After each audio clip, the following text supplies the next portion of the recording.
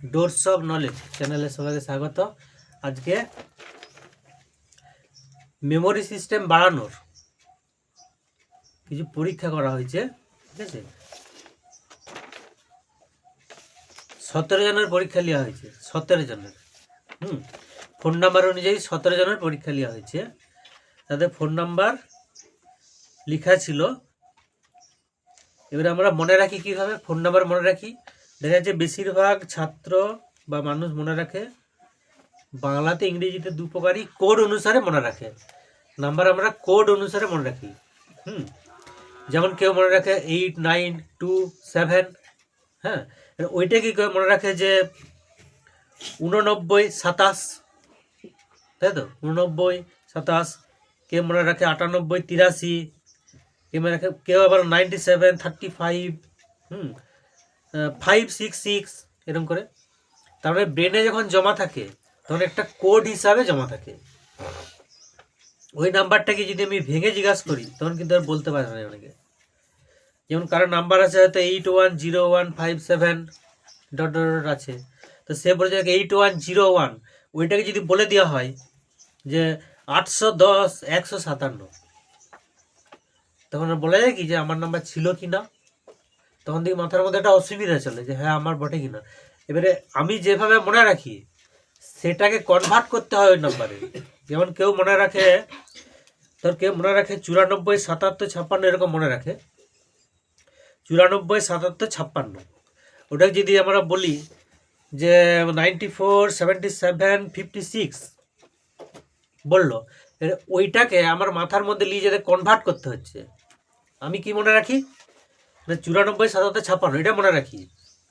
তাহলে ওইটাকে যখন কোনো ব্যক্তি বলবে যে 94, 77, দেখ ওই বাংলাটা ওই ইংরেজিটা শুনে আমার মাথায় কি হচ্ছে, কনভার্ট হচ্ছে না, কনভার্ট হচ্ছে। তখন আমি বলতে হ্যাঁ এটা আমারই নাম্বার, কারণ শেষে 390 আছে, তাহলে শেষকালে 390 আছে।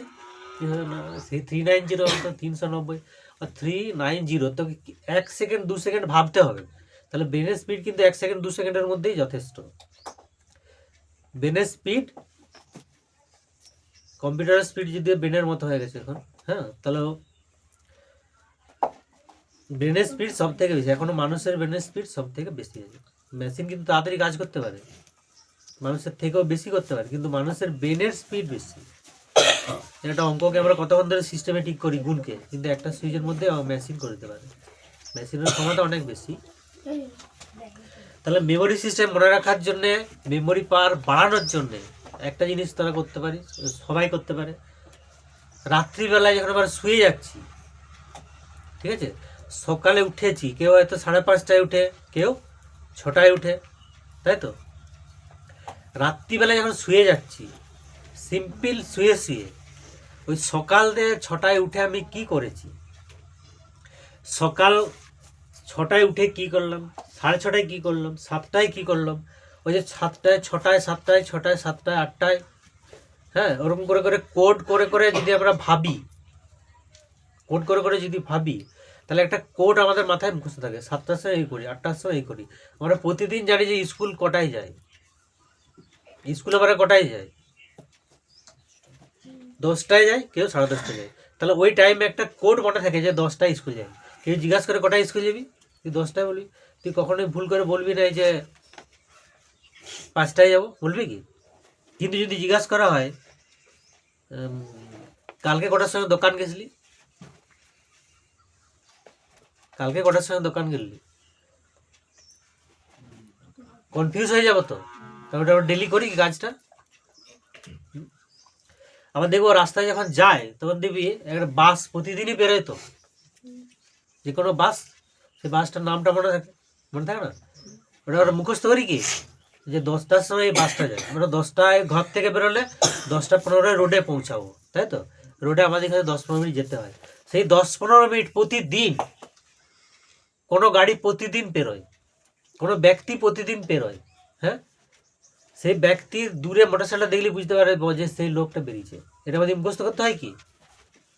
যদি কেউ নাম জিজ্ঞাসা করে, আমাদেরকে বেডে কতক্ষণ লাগে ভাবার জন্য নামটা, কতক্ষণ লাগে, সেকেন্ডেরও কয়েক ভাগ, হ্যাঁ। কিন্তু যদি কেউ বন্ধুর বাবার নাম জিজ্ঞাসা করে, একটু কনফিউজ হয়, মানে একটু টাইম লাগে বুঝতে। বন্ধুর বাবার নাম জিজ্ঞাসা করলে, মানে স্কুলের একজন বন্ধুর বাবার নাম জিজ্ঞাসা করলে হয় আমরা জানতেও পারি, না জানতেও পারি, হয়তো কখনো বলেছিল। তাহলে আমরা মনে কি করে রাখি? মনে রাখার জন্য আমাদের প্লাঞ্চিং সিস্টেম আছে,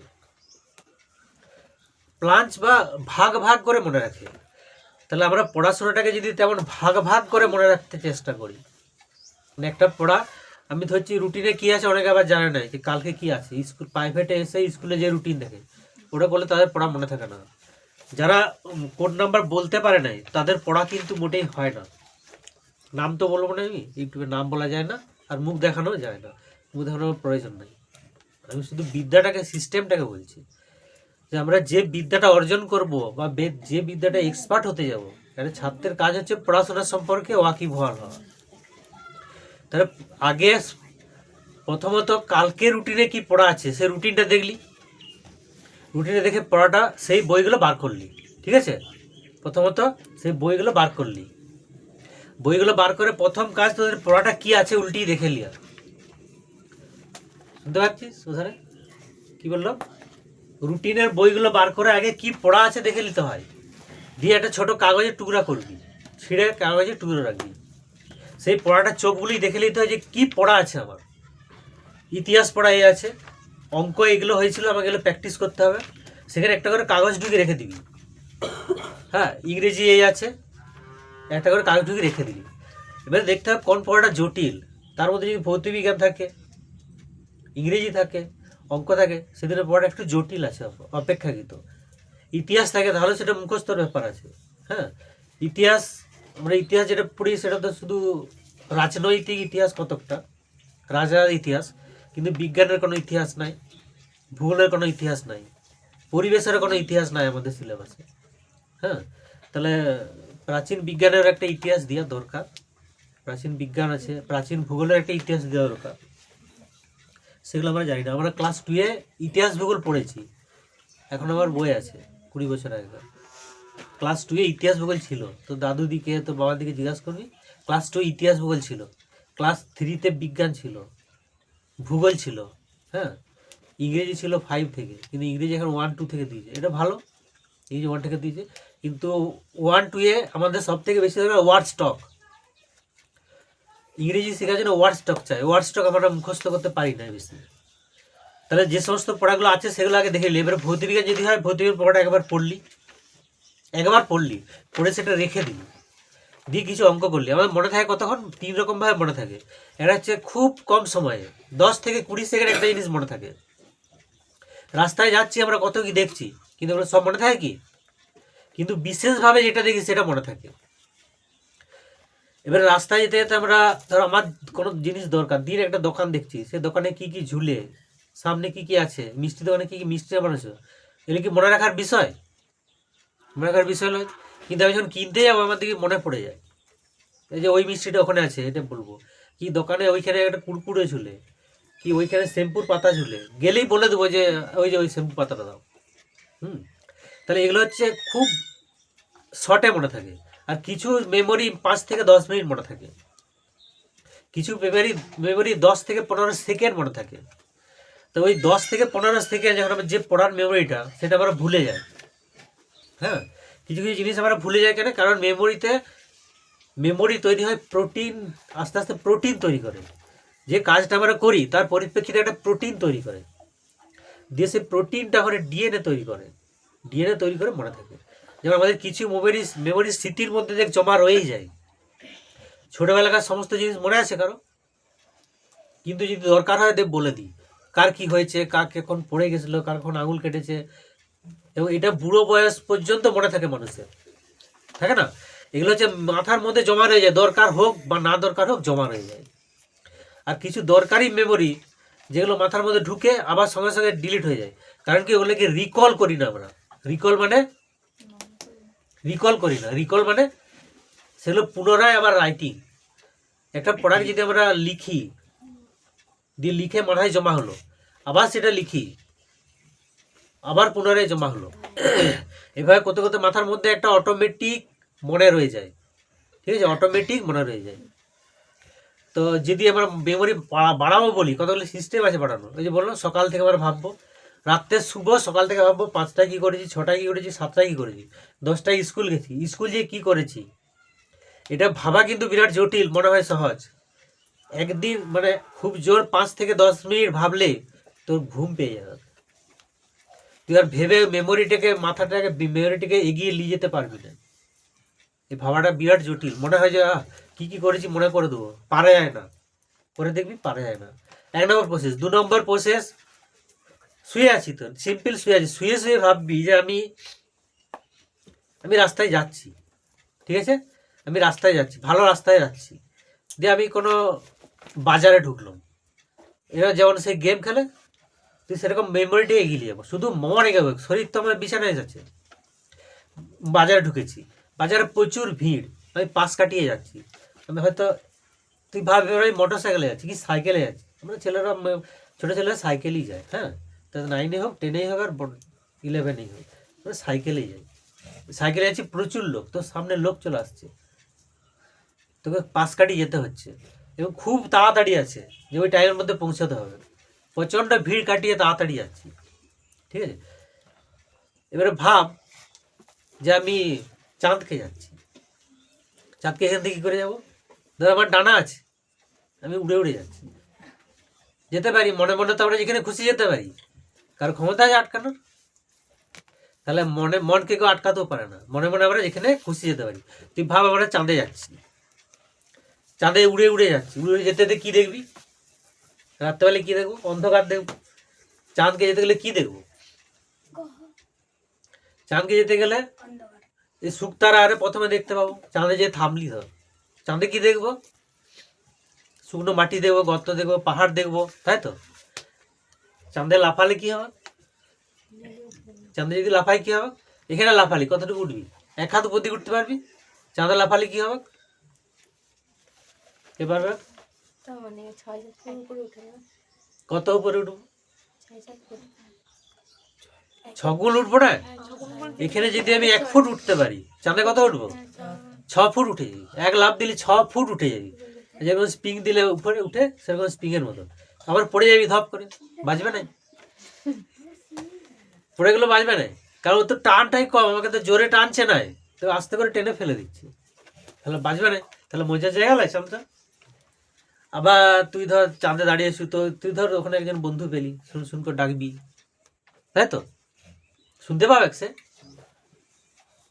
শুনতে পাবে কেন, তোর তো কাছে আছে, শুনতে পাবে না, হ্যাঁ, কারণ শুনতেই পাবে না, বায়ুমণ্ডল নয়, দেখতে পাবে, দেখতে পাবে, কারণ সূর্য আলোটা চাঁদে পাচ্ছে, দেখতে পাবে, কিন্তু শুনতে পাবে না, কেন পাবে না, কারণ বাতাস তো চায়, বায়ু শব্দকে নিয়ে যেতে গেলে কি চায়, মাধ্যম চায়, জলের মধ্যে শব্দ যেতে পারে, দেখে জলে ডুবে কথা বলে দেখবি একটু দূরে শুনতে পাওয়া যায়, আমরা বলতাম জলে ডুবে কথা বলে একটু দূরে শুনতে পাওয়া যায়, হ্যাঁ।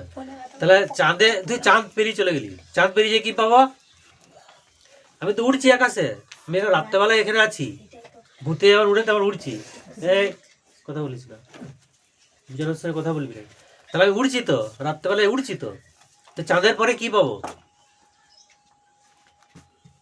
চাঁদের পরে কি আছে, চাঁদ কার, চাঁদটা কার, পৃথিবীর, তারপরে কি আছে, বুধ শুক্র মঙ্গল পৃথিবী, তারপরে কি আছে, বুধ শুক্র পৃথিবী মঙ্গল, তাহলে পরে মঙ্গল গ্রহ পাবো, মঙ্গল গ্রহ পাবি না, মঙ্গল গ্রহ তুই 5 দিক পেরিয়ে চলে গেলি, তারপরে কি পাবো, বৃহস্পতি পাবো, বিরাট বড় গ্রহ, গ্রহরাজ, তাই তো, বৃহস্পতি পাবো, তারপরে শনি পাবো, স্যাটার্ন পাবো, সেখানে বলয় আছে না, সেটা পাবো।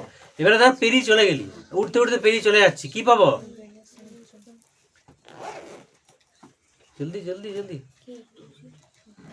সব গ্রহগুলো পেরিয়ে চলে গেলাম, কি পাবো, সূর্য পাবো না, সূর্য কি করে পাবো, সূর্য থেকে তো দূরে যাচ্ছি, তারপরে প্রক্সিমা সেন্টারায় পাবো, মহাকাশে কি পাবো, পরের নক্ষত্রটা পাবো, আমাদের সূর্য একটা নক্ষত্র আছে তো, পরের নক্ষত্র পাবো প্রক্সিমা সেন্টারায়, সেন্টারায় আগে ছিল, সেন্টাউরি বলে না, তারপরে কি পাবো, মানে যেটা আমাদের আকাশগঙ্গায় আমরা থাকি সেটা পাবো, আকাশগঙ্গার ছবি দেখেছিস, ওগুলো একদিন দেখাবো, হ্যাঁ। তারপরে কি পাবো, মহাকাশ, অসীম মহাকাশ, আকাশগঙ্গার পরেও আরও মহাকাশ আছে, আকাশগঙ্গার পরে আরও গ্যালাক্সি আছে, হাজার হাজার গ্যালাক্সি পেরিয়ে কোটি কোটি মাইল চলে যাবো, কিন্তু তবু কিছু পাবো না। তুই এর ভাব, মহাকাশে আমরা উড়ছি, এটা একটা পদ্ধতি। তাহলে আমাদের ব্রেন ওর করে পরিষ্কার হয়, ঘরের মধ্যে ব্রেন। আচ্ছা, আমরা মুখ ধুই, 3 নম্বর পয়েন্ট, মুখ ধুই কোন হাতে? ডান হাতে, কিন্তু মুখ বাঁ হাতে ধুই, মুখ বাঁ হাতে ধুবি। বাঁ হাতে হলে কী হবে?